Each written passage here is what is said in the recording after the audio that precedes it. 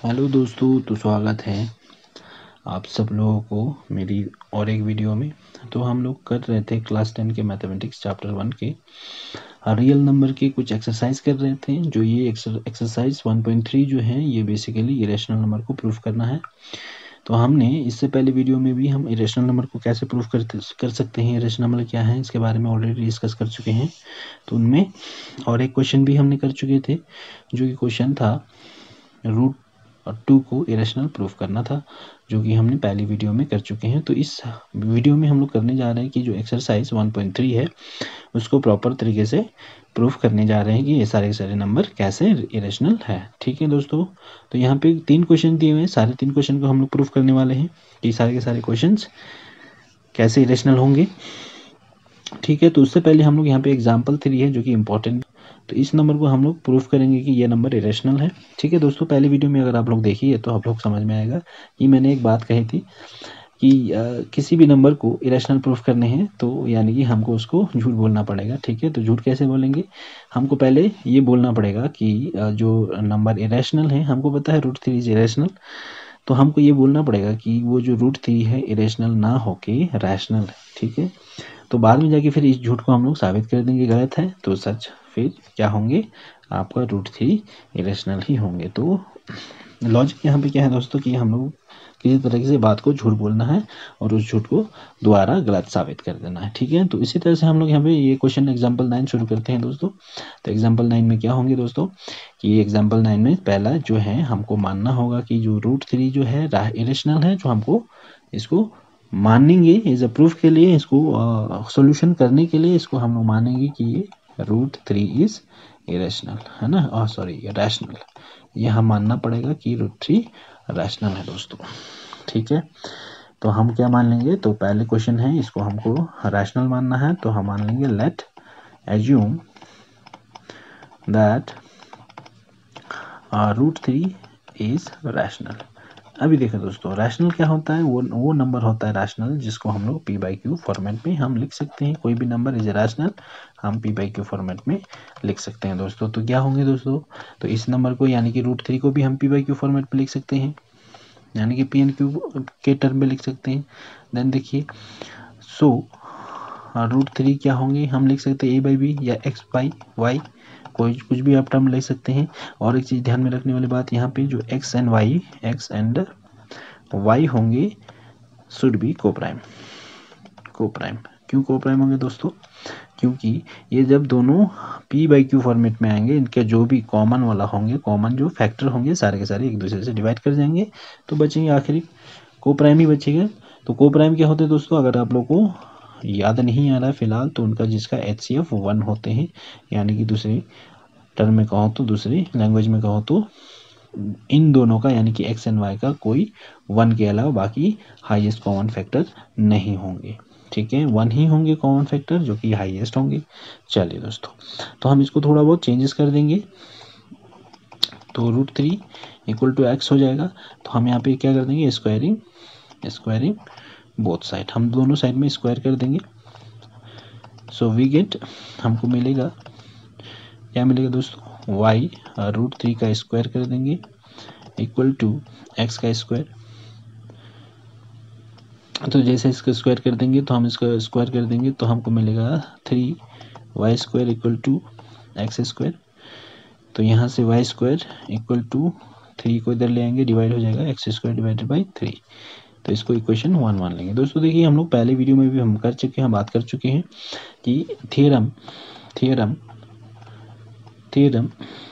1.3 में जो थ्योरम है वो कहता है कि किसी एक नंबर है ना, उस नंबर को दूसरे प्राइम नंबर से डिवाइड जाता है, यानी कि उसका स्क्वायर को भी जाएगा।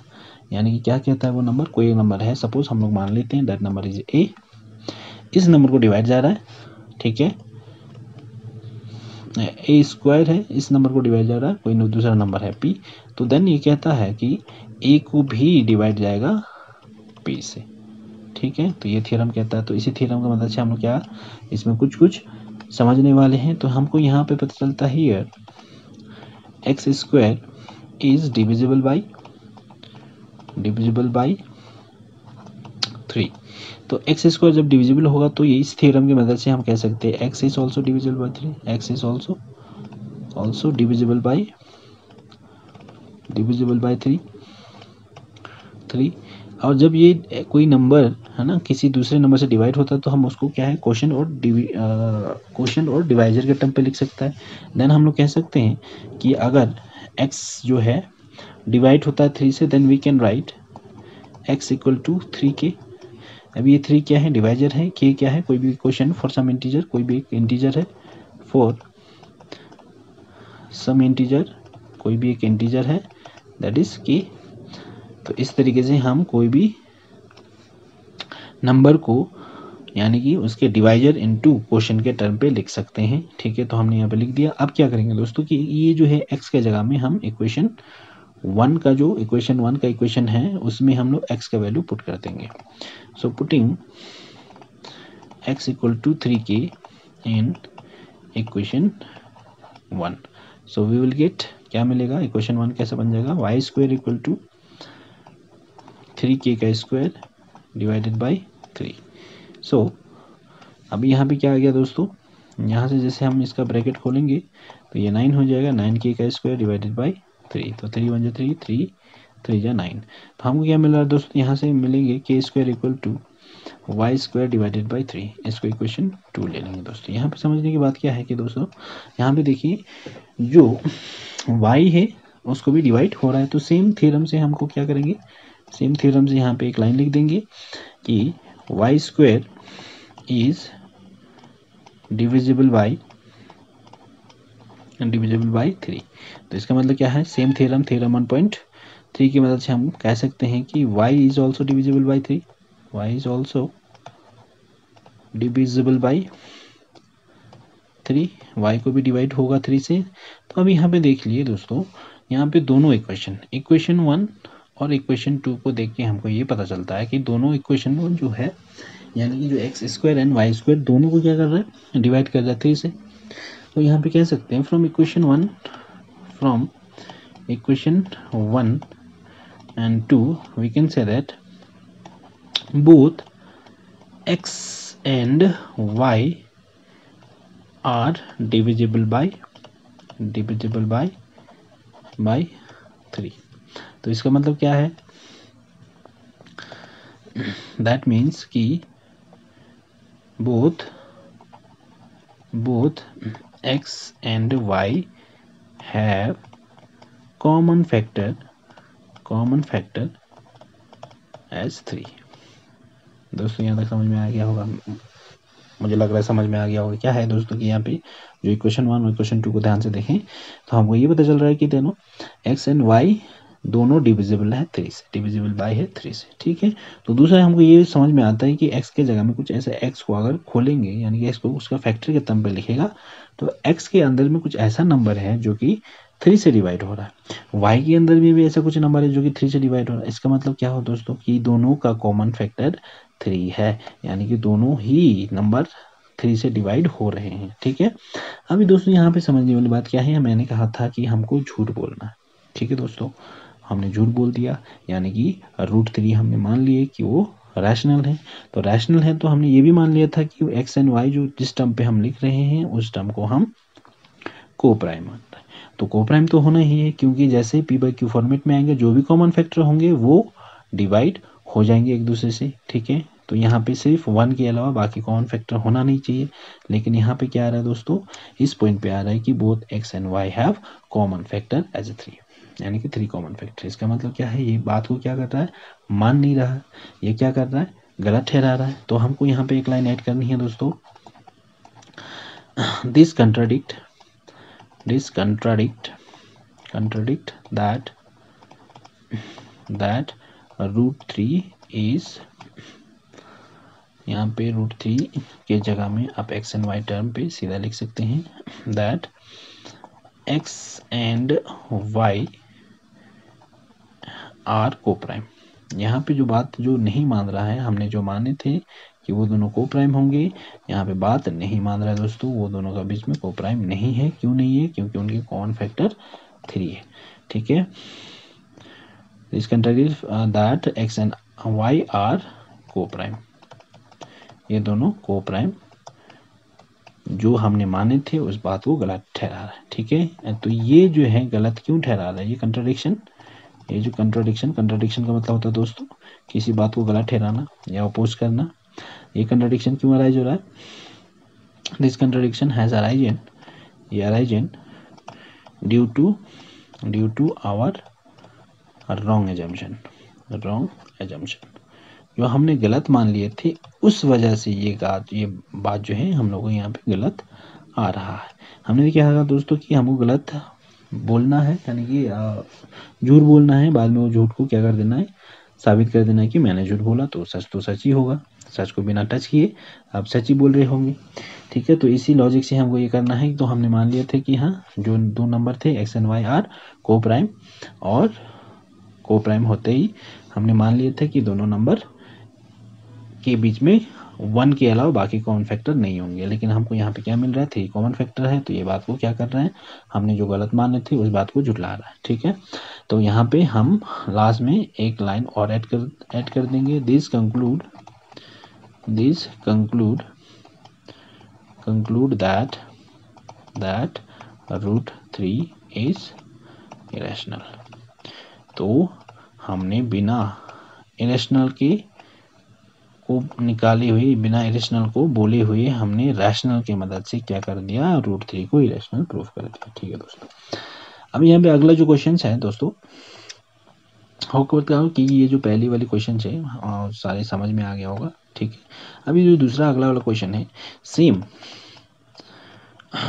एज √3 है ना, √3 जैसे हमने प्रूफ किया सेम, सारी लाइन सेम होंगे, सारी स्टेप सेम होंगे, बस आपको क्या करना है, √3 जहाँ पे हमने लिखे थे उसको √5 से रिप्लेस कर देना है दोस्तों। जहाँ जहाँ में √3 लिखे थे वहाँ पे हमको रिप्लेस कर देना, जहाँ जहाँ हमने 3 लिखा था वहाँ पर 5 से हमको रिप्लेस कर देना है, और बाकी बात सब सेम होंगे। तो होप करता हूँ कि ये क्वेश्चन आपको समझ में आया होगा। ठीक है, तो मैं जितना हो सके उतना कोशिश करूँगा कि आपको सारी की सारी बातें, छोटी छोटी सी बातें समझ में आए। तो चलते हैं, तो इस क्वेश्चन नंबर 1 को करने की ज़रूरत नहीं, तो क्वेश्चन नंबर 2 की ओर बढ़ते हैं। ठीक है दोस्तों, सेम हियर, तो हमको दूसरी जो क्वेश्चन है उसमें हमको प्रूव करने हैं कि 3 + 2√5 इज इरेशनल। ठीक है, ये तो और भी आसान है, जो पहली वाली या दूसरी वाली जो क्वेश्चन थे उससे कई गुना आसान ये वाले है। ठीक है, तो जितने सारे हमारे यहाँ पे रैशनल हैं, इरेशनल सारे हैं, तो हमको पहले तो मानना है इनको रैशनल। ठीक है, तो सेम हमको मानना है, late assume that 3 + 2√5 is rational. ठीक है दोस्तों, इनको हम रैशनल मानेंगे, तो रैशनल जैसे ही मानेगा तो हम लिख सकते हैं 3 + 2√5 = x/y। ठीक है दोस्तों, इनफैक्ट यहाँ पे तो दोनों का नंबर को कंपेयर करने का जरूरत भी नहीं कि दोनों का कौन फैक्टर कौन से हैं। ठीक है दोस्तों, तो हमको सीधा यहाँ पे क्या कर देंगे 2√5 माइनस 3 को इधर ले जाएंगे, माइनस हो जाएगा x/y -3, देन 2√5 = x - 3y divided by y। So आगे 2 को इधर ले जाएंगे, √5 = x - 3y divided by 2y। यहाँ पे देखिए दोस्तों, अभी इस वाले को समझिए। देखिए ये x एंड y क्या है, यहाँ पे जब भी हम लोग बात करते हैं कि यहाँ पे जब भी x एंड y, ये x एंड y क्या होता है, x एंड y जो हो हमेशा इंटीजर होता है, और इंटीजर। ठीक है, अगर इस x एंड y के जगह में कुछ इंटीजर ले सपोज यहाँ पे कुछ x के जगह में सपोज 1 मान ले, x = 1, और y इक्वल के जगह में कितना रखें 2, सपोज 1 और 2 लेते हैं, तो हमको क्या मिलेगा दोस्तों, इस इक्वेशन को सॉल्व करते हुए हमको क्या मिलेगा दोस्तों, हमको मिलेगा 1 - 3 × 2 डिवाइडेड बाई 2 × 2, तो that is -6 divided by 4, that is -5/4। अब यहाँ पे देखो दोस्तों दिख क्या रहा है, अगर ये x एंड y के जगह में कुछ भी टर्म ले लो आप, इस x एंड y के जगह में कुछ भी टर्म ले लो आप, तो आपको क्या मिलेगा, हमेशा ये सॉल्व होने के बाद आपको हमेशा ये नंबर रैशनल ही देगा। तो जैसे कि -5/4 इज अ रैशनल नंबर, तो ऐसा ही आप कुछ भी ले लो x के जगह में, y के जगह में, यानी कि सम इंटीजर के कुछ भी आप इंटीजर में कुछ भी उठा सकते हैं। वहां से जब उठाएंगे तो आप इसको सॉल्व करेंगे तो आपको सच में रैशनल देगा। तो दोस्तों ये क्यों ऐसा रैशनल आ रहा है, तो यहाँ पे जो है √5 जो है ना, रैशनल कैसे आ सकता है ना दोस्तों। अब यही बात को हमको समझना है। तो हमने क्या मान लिए थे, ये सारे के सारे टर्म इरेशनल है।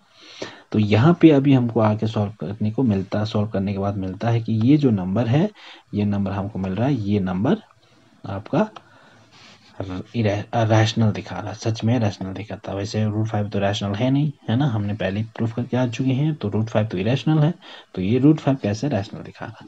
ठीक है, तो यही बात हमको यहाँ पे लिखनी है। here for some integer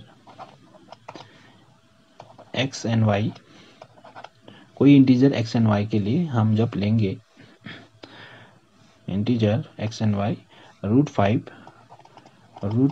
is rational, ये सच में रैशनल हो जाएगा, है ना। तो यही बात इसको क्या करेगा, गलत ठहराएगा। This contradict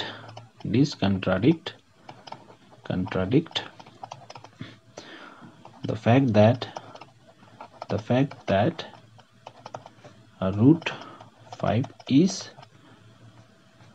irrational. तो ये बात को तो ठुकरा रहा है, ये बात को तो मान नहीं रहा है कि √5 तो इरेशनल है। तो हमने तो पहले बात करके आ चुके हैं, √5 सारे के सारे इरेशनल होते हैं, √5 √2 √3 सारे के सारे इरेशनल होते हैं। ठीक है, तो यहाँ पे तो मान नहीं रहा है, यहाँ पे तो सच में √5 इज रैशनल दिखा रहा है। तो दोस्तों ये रैशनल क्यों दिखा रहा है, क्योंकि ये हमने जो एजम्पशन किए थे पहले, दिस कंट्राडिक्शन हैज अराइजन, है ना, ये अराइजन हुआ, ये आया हमारे सामने। क्यों, क्योंकि due to our wrong assumption, क्योंकि हमने गलत मान लिए थे दोस्तों। तो इसमें लॉजिक सेम ही है, क्वेश्चन के सारे लॉजिक सेम है, कोई डिफरेंस नहीं है। जैसे हम पहले करते आ रहे हैं सेम वैसे ही करना है। तो हमको यहाँ पे लास्ट में हम ये कंक्लूड करेंगे, हम ये मानेंगे, दिस कंक्लूड दैट √3 प्लस जो 3 प्लस 2 √5 इज इरेशनल।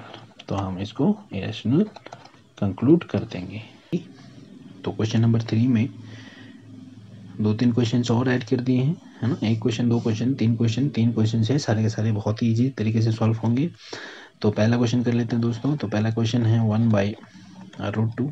ठीक है, तो सारे के सारे क्वेश्चन दोस्तों इसी तरीके से सॉल्व होंगे जैसे कि हमको पहले मानने होंगे कि ये नंबर रैशनल है। ठीक है, तो इसको भी हम मान लेंगे। Let assume that 1/√2 is rational. तो जैसे ही दोस्तों रैशनल मान लेंगे तो हमको क्या लिख सकते हैं इसको, 1/√2 इक्वल टू x/y। ठीक है दोस्तों। तो जैसे ही हम यहाँ मान लेंगे तो हम इसको रेसिप्रोकेट कर देंगे। तो यहाँ पे √2 इक्वल टू क्या होगा, y/x। ठीक है, अभी दोस्तों देखिए, अभी इस जो इक्वेशन में है, ये इस जो √2 इक्वल टू y/x, तो x और y के जगह में हम कुछ भी टर्म ले लें, यानी कि फॉर सम इंटीजर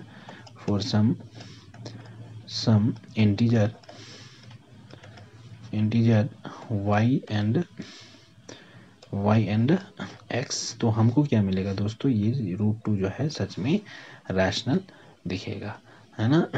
यहाँ पे हमको पता चलता है √2 इज रैशनल। नहीं तो x एंड y के जगह में कुछ टर्म लेके देख सकते हैं, डिवाइड करके देख सकते हैं, वो सच में रैशनल ही आएगा।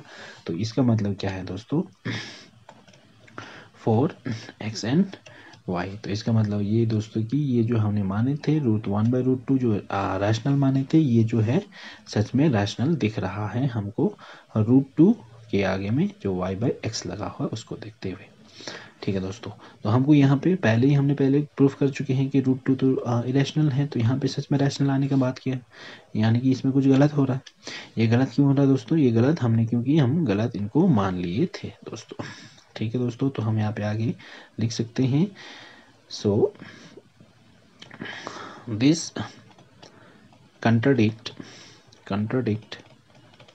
that √2 is irrational. ये क्या कर रहा है दोस्तों, √2 को इरेशनल प्रूव करने से, √2 को इरेशनल बोलने से मान नहीं रहा है। यहाँ पे √2 जो आ रहा है सच में रैशनल आ रहा है। ठीक है, सेम वही लाइन हमको ऐड करनी है। This contradiction has arisen due to our wrong assumption।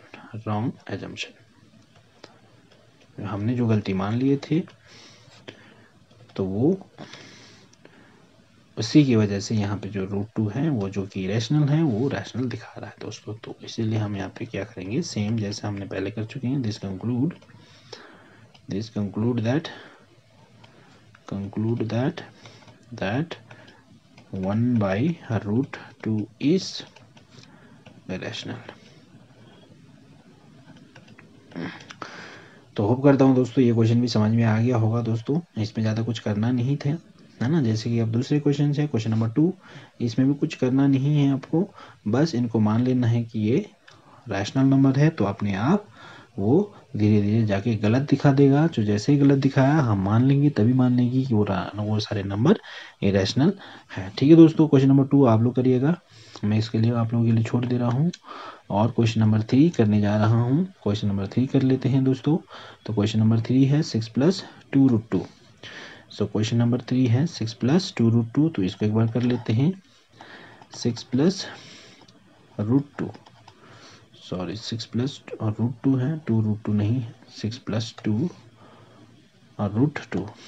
ठीक है दोस्तों, same goes for this question. हमको मानना पड़ेगा, late assume that 6 + 2√2 is rational. दोस्तों जैसे ही हमने रैशनल मान लिया तो ये इस नंबर को हम लिख सकते हैं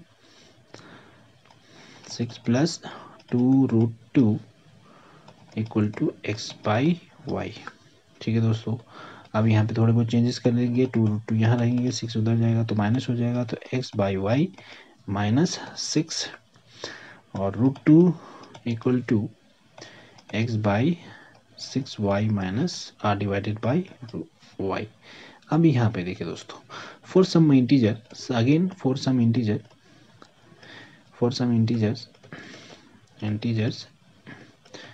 x एंड y, कुछ इंटीजर्स लेंगे x एंड y की जगह में, तो हमको मिलेगा क्या, हमको इनडायरेक्टली यहाँ पे रखेंगे x का जगह में कुछ नंबर रखेंगे, y का जगह में कुछ नंबर रखेंगे, तो हमको इनडायरेक्टली मिलेगा क्या, हमको यही मिलने वाला है कि ये नंबर्स क्या है, और √2 इज अ रैशनल। तो हमने √2 को तो हम इरेशनल बोले थे और प्रूफ भी किए थे पहले, इससे पहले वीडियो में। तो यहाँ पे कैसे फिर रैशनल आ गया दोस्तों, तो यहाँ पे रैशनल आने का कारण यही है कि जो हमने माना था √2 जो कि 6 + 2√2 जो माने थे वो हमने जो गलत मान लिए थे। ठीक है, तो गलत मानने की वजह से हमको यहाँ पे ये जो है √2 जो है गलत दिखा रहा है दोस्तों। तो हम यहाँ पे यही अगेन लिख सकते हैं 2√2 is rational for some integer x and y। जो x एंड y की जगह में जो भी इंटीजर लेंगे तो हमको दिखाएगा 2√2 जो है सच में रैशनल है। ठीक है, जो कि दोस्तों एकदम गलत है। तो ये जो है हमको गलत इसलिए दिखा रहा है, this contradict that √2 is irrational. तो हमको ये बात मान नहीं रहा है कि √2 इरेशनल है। ठीक है दोस्तों, तो ये गलत क्यों हुआ, this contradiction has arisen due to our wrong assumption। जो हमने गलती मान लिए थे दोस्तों, तो उसी की वजह से हमको ये गलत ठहरा रहा है। फिर से लास्ट में वही same line, this. So thus we conclude that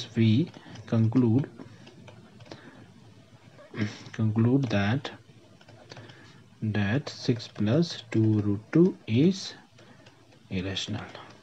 तो बस दोस्तों हमको इतना ही करना है। ठीक है दोस्तों, तो होप करता हूँ कि ये सारे जो क्वेश्चन नंबर एक्सरसाइज 1.3 के सारे के सारे क्वेश्चन आपको समझ में आ गया होगा। जितने सारे रूट वाले नंबर्स है, जितने सारे नंबर्स हैं, हमको सारे के सारे जो इरेशनल प्रूफ करने थे। होप करता हूँ कि मैं आपको अच्छी तरह समझा पाया हूँ। तो इस वीडियो को यहीं ख़त्म करते हैं। तो अगला जो है चैप्टर 2 का मैं बहुत जल्द शुरू करने जा रहा हूँ। तब तक के लिए गुड बाय।